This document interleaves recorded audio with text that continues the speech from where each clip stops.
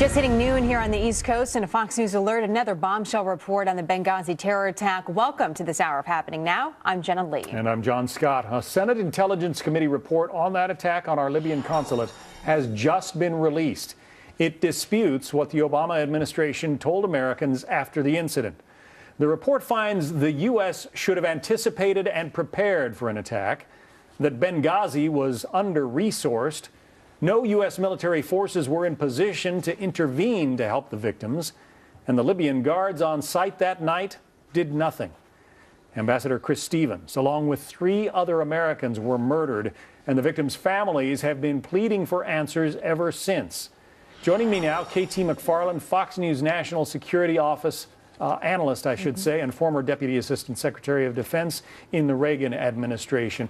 The report out just this morning, 85 pages. I don't know if you've had time to read through it all, but are there any surprises to you?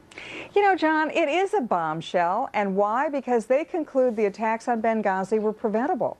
Now, that means Americans died and those deaths could have been prevented. That's a bombshell. Now, they say that the reason is the State Department didn't tell the military that they had a consulate there. The intelligence community didn't share what they knew about the al-Qaeda affiliates in the region. It just sounds like nobody was talking to anybody, and yet we all know they should have been talking to each other. So I conclude from this, John, it is no longer a phony scandal. We have now gone past that. We now have demonstrable proof from a bipartisan Senate committee that this is not a phony scandal. This is a real thing.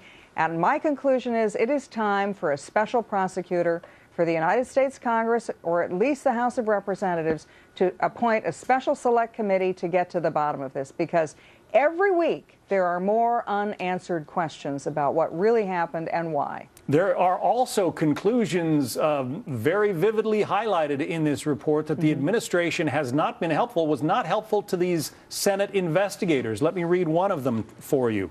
The committee notes that the IC, that's shorthand for the intelligence community, State and Department of Defense provided the committee with hundreds of key documents throughout this review, although sometimes with a significant amount of resistance, especially from State.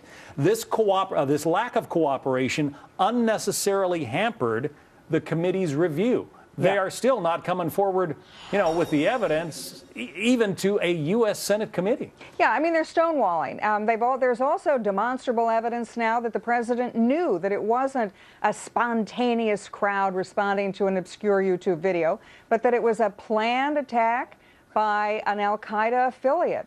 So, again, there's a lot more information that we're now getting out, and it's time for a special prosecutor. John, I was in the White House during Watergate, and I know how if you're in the administration, you're in the executive branch, you don't want to give over documents that are going to make you look dopey or make it look like you've made mistakes. But in this case, people died.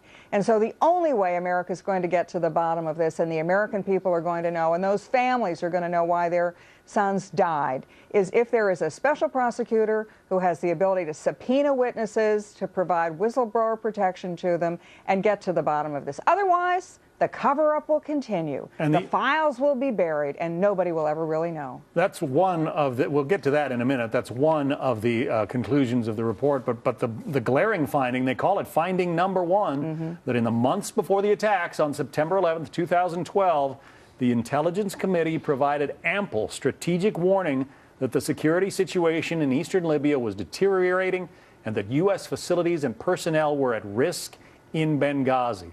So intelligence was providing the information. It's just that nobody, apparently at the State Department, was listening. That's the smoking gun, John. The intelligence was provided. So then the question becomes, why did the State Department not act on that intelligence? Why did they look the other way? I mean, look, my apartment building in New York City on September 11th had more added security on September 11th anniversary than a consulate in the most dangerous part of the world. So why? There are a lot of unanswered questions, and it does seem that we continue to have more and more unanswered questions. We now have a smoking gun. We now have demonstrable proof that those attacks should have been prevented.